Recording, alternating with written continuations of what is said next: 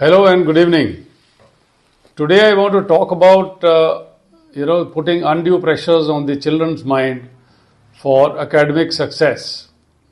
See, now we are in the month of April when the results have come out, final exams have taken place, and then the career counseling and the career coaching and other things are going on.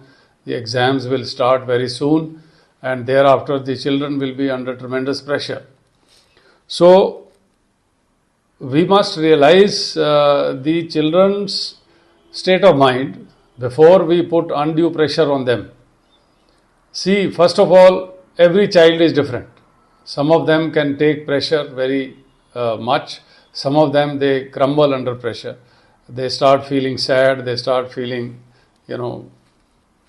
incompetent, and then vulnerable, and then they become despondent. And then some of them go and, take the extreme step.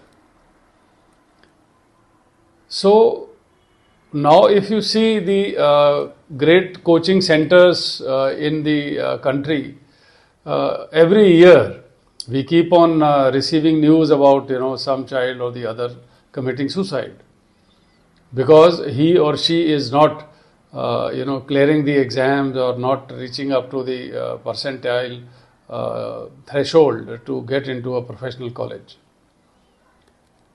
But the point to note is when they write home, when they write their suicide note before hanging themselves or before cutting their wrist, what do they write?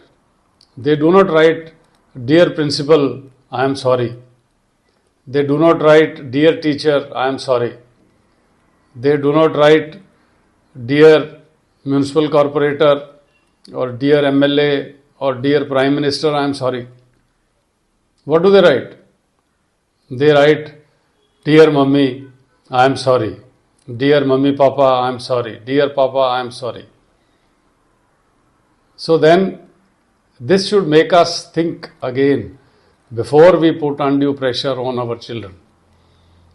We must realize the caliber of a child, the interests of a child, and then the capability and the potential of a particular career.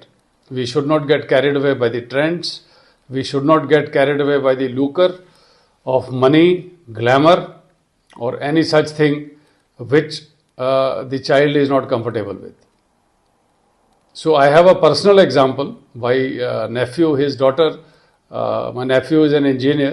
His daughter was made to go through engineering course. She did coaching also. But then finally she said, "I don't want to do engineering." And good sense prevailed. They agreed and she switched on to psychology. And then she did very well in psychology. Now she's gone abroad to do her master's and she wants to do her PhD, and she works with a particular set of children.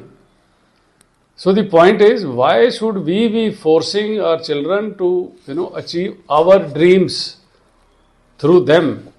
They have their own lives, they have their own ambition, they have their own capability to do a particular thing. A son or a daughter of an engineer may not be interested in becoming an engineer. He may be flourishing somewhere else. I was an army officer for 35 years. My elder son is a pilot and my younger son is a lawyer in Delhi High Court. My father was a police officer. So the point is that let's bloom in our own way. Let our children bloom in their own ways and let us facilitate rather than putting pressure on them. And once they, unfortunately, God forbid, take that ultimate step, there is no coming back. So please wake up before it is too late. And in this, I will also stress upon the need for going to career counselors, going through the multiple intelligence tests, psychometric tests, and other such analytical tools so that you can analyze the potential of your child, the inclination of the child, and then with mutual consultations and agreements, you can come to a suitable course of action to be taken, or a course of study to be taken, or a career path to be chosen. God bless you all. Take care. Thank you very much and have a good day.